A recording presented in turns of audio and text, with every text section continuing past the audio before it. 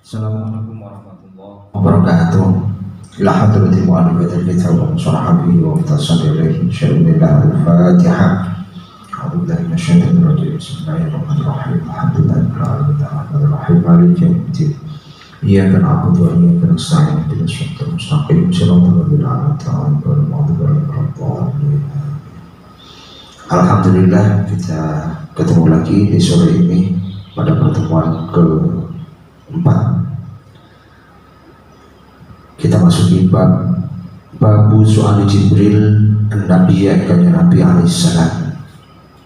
Ada 5 nih saking iman wal islam ila islam wal ihsan ila ihsan.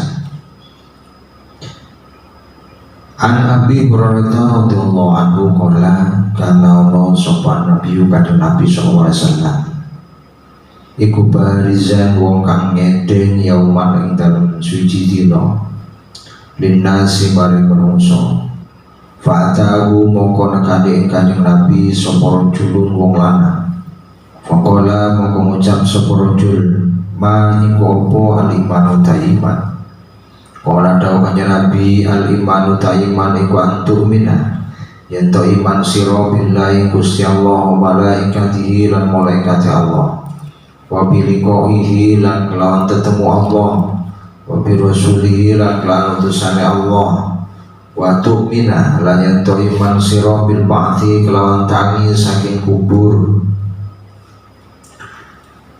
Jadi ketika Nabi berada di satu tempat yang terbuka bersama dengan sahabat, datang seorang laki-laki bertanya kepada Nabi tentang apa itu iman. Kemudian Nabi menjawab, iman adalah jika kamu percaya kepada Allah, malaikat Allah, percaya bahwa pada saatnya nanti akan bertemu dengan Allah setelah kiamat, percaya dengan Rasul Allah, iman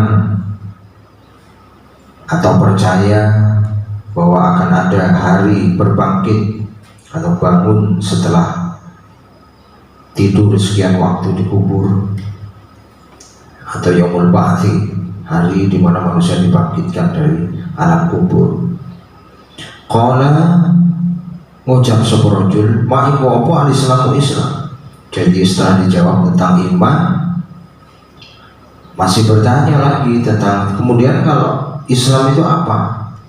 Qala dawu Kanjeng Nabi al-islamu ta Islam iku ta'budan yen to nyembah sira Allah Gusti Allah wala tusyrika lan ora nyekutuaken sira billahi Gusti Allah wa tuqima lan jumenengaken sira nglakoni as-sholata ing salat wa tu'addiya lan bayar sira nekani maksudnya bayar az-zakata ing zakat al-mafruḍata kang den fardhuaken wa tasuma lan poso sira Ramadan ing dalem bulan Ramadan. Jadi pertanyaan kedua tentang apa itu Islam. Islam adalah ketika kamu menyembah Allah dan tidak menyekutukannya. Artinya mau menyembah Allah dan tidak menyekutukannya, mendirikan sholat, membayar zakat yang difardukan oleh Allah, berarti zakat itu, kemudian zakat wajib, wa tasuma Ramadan, puasa Ramadan. Kemudian dilanjutkan pertanyaan laki-laki tadi. Qala ucap sapa rajul ma iku apa al-islam al-ihsan ta ihsan. Qala dawu Kanjeng Nabi anta buta yen to nyembah sira Allah Gusti Allah karena kaya sak temene sira iku taruhu ningali sira Gusti Allah. Fa in lam takun mongko lamun ora ana sira iku taruhu ningali sira Gusti Allah subhanahu wa ta'ala fa innahu mongko sak temene Allah iku yaraka ningali ing sira. Pertanyaannya meningkat. Kalau sudah ditanyakan tentang iman ya, tentang Islamnya, ditanyakan tentang ihsan. Apa itu ihsan? Ihsan adalah dijawab oleh Rasulullah, ketika kamu menyembah Allah seakan-akan kita melihat Allah. Dan jika kita tidak mampu melakukan itu, maka yakinlah bahwa Allah melihat apa yang kita lakukan. Itu ihsan. Artinya dalam ibadah kita sungguh-sungguh sehingga seakan-akan Allah ada di depan kita. Jadi ada tingkatan-tingkatan tadi ya. Yang pertama ditanyakan tentang iman. Kalau iman sifatnya masih umum, yang penting percaya saja bahwa percaya pada Allah, malaikat Allah, Rasul Allah, percaya dengan hari kiamat atau hari berbangkit. Nah selanjutnya keimanan kita harus terwujud. Wujudnya dalam bentuk apa? Ya keislaman kita itu atau rukun Islam. Karena rukun Islam itu harus dipraktekkan dalam bentuk fisik. Sementara kalau iman itu ada dalam hati kita, percaya sudah. Tapi kalau Islam harus diwujudkan atau dipraktekkan ya. Jadi setelah yakin ada wujudnya, tidak sekedar yakin. Ibarat orang makan, yakin nggak kalau teh ini manis? Yakin. Tapi apakah sekedar yakin kita bisa menikmati teh? Tentu tidak. Kalau ingin menikmati teh, ya tentu diambil tehnya, diminum.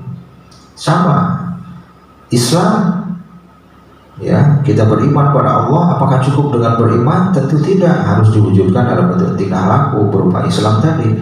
Apa? Yang menyembah Allah, tidak menyekutukannya, mendirikan sholat, membayar zakat, itu bentuk praktek keimanan kita yang mencakup kegiatan individu kita atau hak pribadi kita, kewajiban pribadi kita, juga mencakup tentang ukhuwah kita dengan manusia, kepedulian kita terhadap orang lain. Artinya tingkah laku tidak hanya berkenaan dengan sholat, puasa, haji saja, tapi zakat itu wujud ya, wujud praktek ibadah yang berkenaan dengan hubungan kemanusiaan, kepedulian kita, rasa empati kita terhadap orang lain.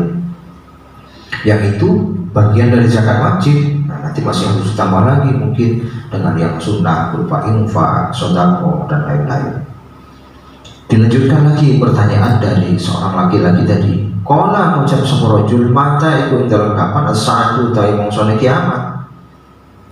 Kala dawuhnya Nabi mal mas'ulu ora ana utawi kang den takoni anha saking sa'ah iku bi a'lama kelan luwih ngerti binasa ili tinembang saking wong takon.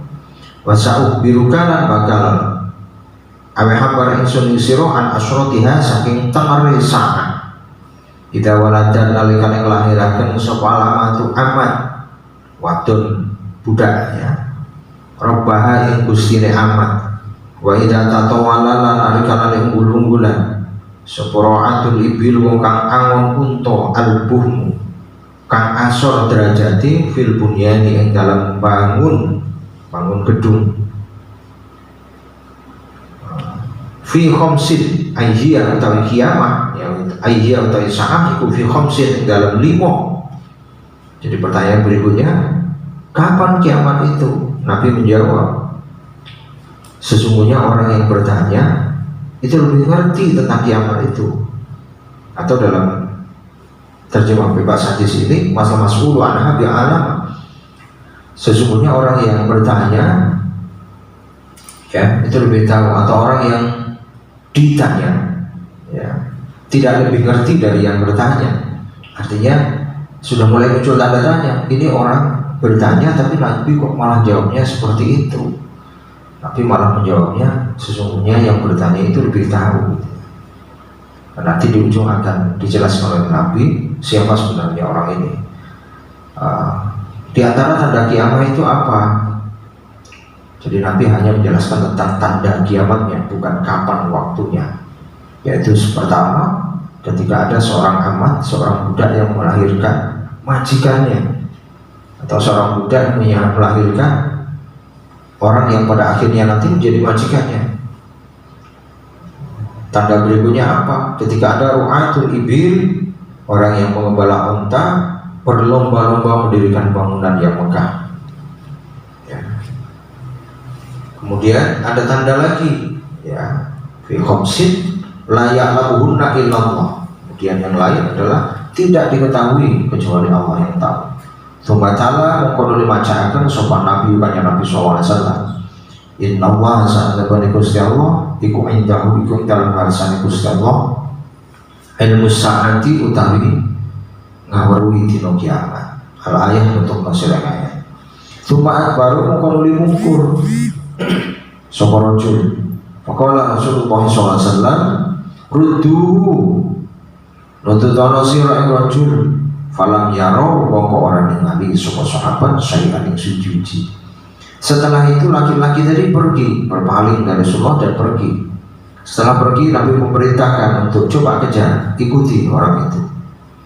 Faqala mengkodamanya Nabi SAW, ya, hadza utaiki ki Jibril ja'atu mengkosopo Jibril utawa rajul yu'allimu halim ulang sapa rajul an-nasa ing manusa dinahu ing agamane nas. Jadi ketika sahabat mengikuti laki-laki itu ternyata tidak menemukan lagi falam yarau syai'an. Faqala Nabi SAW, hadza Jibril ja'a yu'allimu an-nasa dinahu. Sesungguhnya tadi itu adalah Jibril yang datang sengaja mengajar kepada manusia.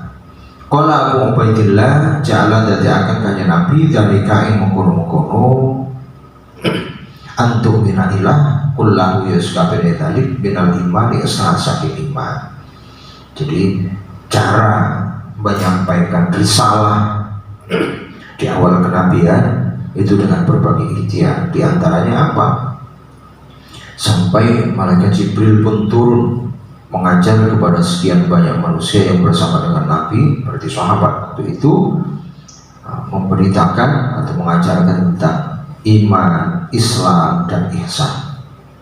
Maka beruntung sekali generasi yang berada atau hidup bersama dengan Rasulullah, karena pernah diantaranya adalah mendengar atau menemukan masa di mana Nabi bertemu dengan malaikat Jibril meskipun dalam bentuk manusia, menyampaikan tentang risalah. Itu bagian dari upaya meyakinkan para sahabat atau meneguhkan keimanan pada para sahabat waktu itu. Bagu fadliman utai kebab mertelake utamane wong istabroa kang bersihakan sopoman lidinihi maring agama leman. An Amir qala dawu sapa Amir sami itu mendangat ingsun an Nu'man ibn Bashir ing Nu'man ibn Bashir radhiyallahu an. Yaqul dawu sami itu mendangat ingsun Rasulullah sallallahu alaihi wasallam. Yaqulu dawu kanjeng Nabi al halalu tawi halal iku bayyinun pertelo.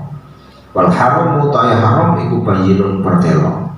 Wa bainahuma lan iku ing dalam antarane karone mustabihatun utawi pira-pira perkara subhat atau pira-pira perkara kang serupa la ya'lamuha kang ora ngawruhi ing subhat sapa kathirun wong akeh minan nasi saking manungsa. Faman mongko te sapane wong iku itako ngedohi sapa man as-subhat ing perkara subhat istabroa mongko bebasaken sapa man didirihi atau bersihaken ya sapa man didirihi maring agamane wa airdihi lan sifat wira'i iman atau kehormatan iman. Wa man utai sapane wong iku waqa'atu ibu fi syubhati ing dalem perkara subhat iku karoin kaya dene wong kang angun yarna kang angun haulal hima ing dalem sekirane bumi larangan yusiku moko den khawatiraken apa ayyuwa ki abu yen to tumiba ing al hima ala eling-eling wa inna likulli malikin sak temene kedue saben-saben ratu hima ana larangan ala eling-eling wa inna himallah sak temene larangan ing Gusti Allah fi ardihi ing dalam bumi Allah iku maharimuhu pira-pira keharamane Allah. Ala eling-eling wa inna fil jasadi sak temene ing dalam jasad mudghatan ana daging kempal ketika kempal ya idza sholahat nalikane bagus sholaha moko bagus opal jasad kulluhu ya sakabehane jasad wa idza fasadat alikalane rusak apa mudghah fasada moko rusak opal jasad kulluhu ya sakabehane jasad. Ala eling-eling wa hiya taibudghah iku al qalbu ati. Jadi pada bagian ini atau bab ini tentang fadli man istabro'a lidinihi, keutamaan seseorang yang membersihkan agamanya atau menjaga kebersihan agama.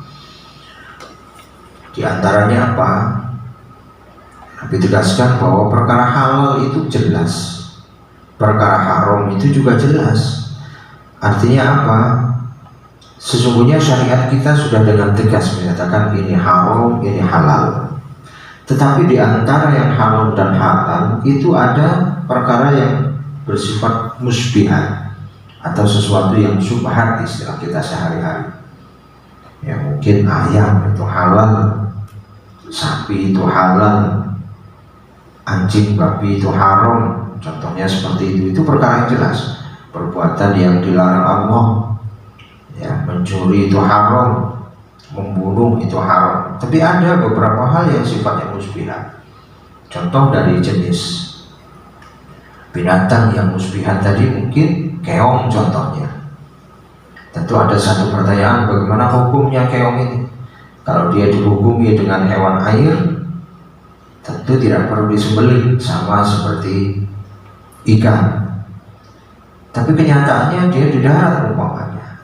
Berarti kalau di darat prosesnya tidak boleh tanpa melalui penyembelihan, kecuali belalang. Nah, keong ini tidak bisa disebut belalang. Tapi berarti selain belalang, kalau selain belalang bagaimana? Berarti harus disembelih. Terus bagaimana cara menyembelih keong umpama? Timbul pertanyaan seperti itu kan. Terus masuk kelompok mana? Mungkin ada yang mengatakan, keong itu kan hidupnya di air. Ya, tapi dia bukan masuk kelompok ikan dan seterusnya, sehingga itu menjadi sebuah perdebatan, katakanlah seperti itu. Mau dikatakan halal apa haram, maka ini syubhat namanya. Muncul lagi yang lain seperti apa? Bekicot.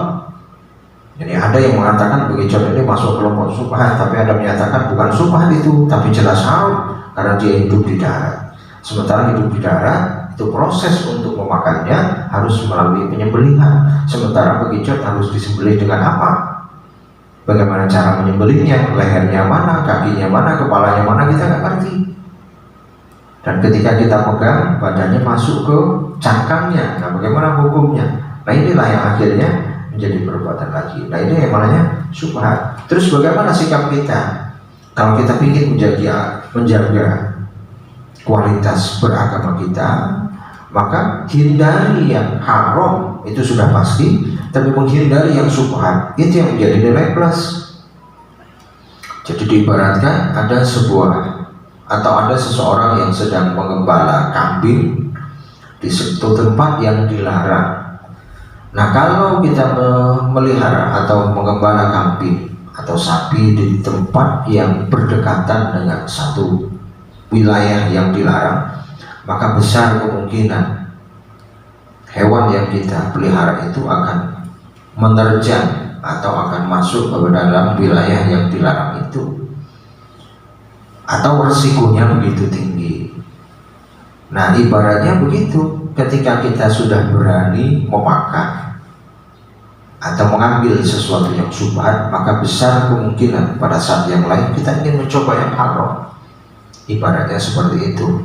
Maka sebaiknya bagaimana? Ketika kita tahu itu syubhat, maka tinggalkan. Lebih baik meninggalkan. Karena kalau jelas halalnya atau syubhat itu lebih berat kepada halal, tentu sudah dihalalkan. Tapi kalau lebih berat kepada haram, hanya dalilnya mungkin ya masih diperdebatkan, maka itulah yang dinamakan syubhat. Maka bagaimana sikap kita?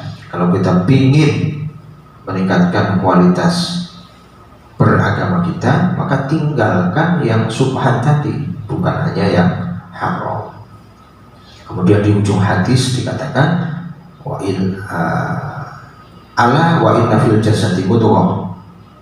Ya, dalam tubuh kita ini ada segumpal daging mudghah, yang ketika segumpal jadi baik, maka seluruh jasad kita baik, dan ketika segumpal tadi jelek, maka seluruh jasad kita menjadi jelek, dan itu adalah hati kita. Artinya yang bisa mengukur dengan perbuatan kita, yang bisa mengkontrol seluruh aktivitas fisik kita dalam sikap beragama kita adalah hati.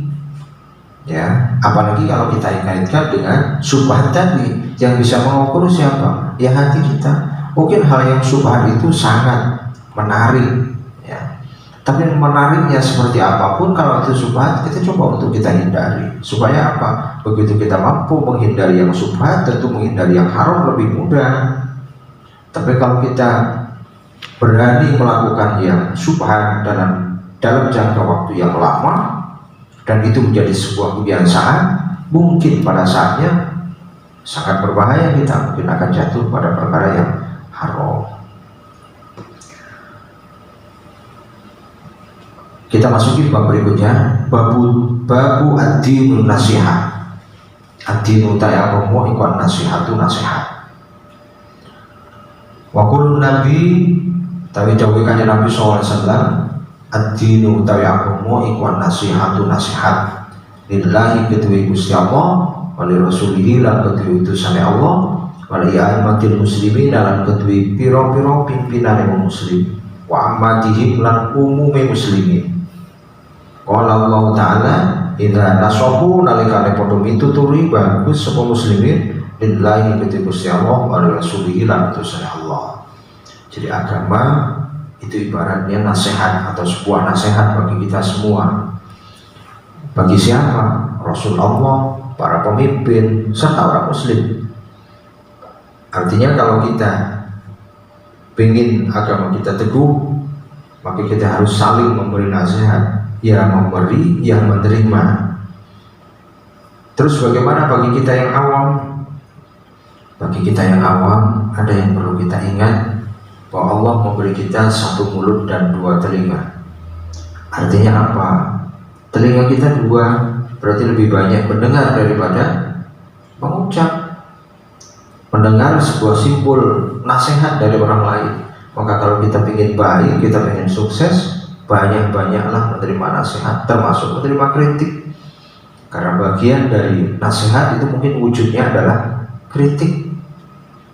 Karena orang yang sukses tentu orang yang mau menerima kritik, saran dari orang lain.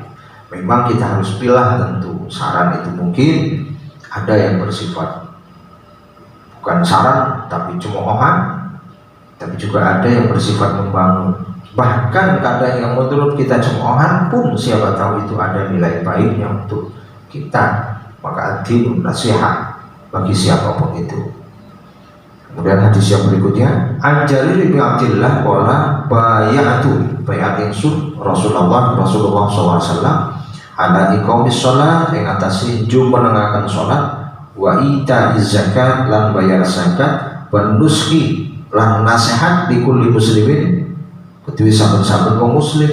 Nah, hadis berikutnya nasihat tadi bersama dengan sholat, zakat. Artinya apa? Begitu pentingnya dalam kehidupan kita sehari-hari. Bahwa kita manusia adalah tempatnya salah dan lupa, maka sudah semestinya kita harus mau banyak-banyak menerima nasihat. Karena orang yang tidak mau menerima nasihat itu akhirnya nanti sombong, angkuh, ya, merasa dirinya benar sendiri, merasa lebih segala-galanya dibanding yang lain, sehingga tidak mau menerima nasihat. Nah, kalau tidak mau menerima nasihat berbahaya sekali.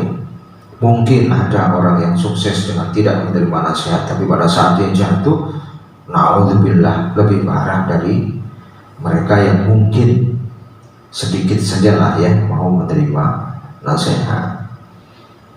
Maka di materi akhir ini ya, atau pertemuan kita kali ini, babnya adalah ad-dinun nasihat. Agama kita adalah berisi tentang nasihat. Dan pada hadisnya yang diriwayatkan oleh Jarir bin Abdillah ini, nasihat ditempatkan bersamaan dengan iqamis sholat, ya, mendirikan sholat, membayar zakat. Yang ketiga adalah nasihat kepada setiap orang muslim.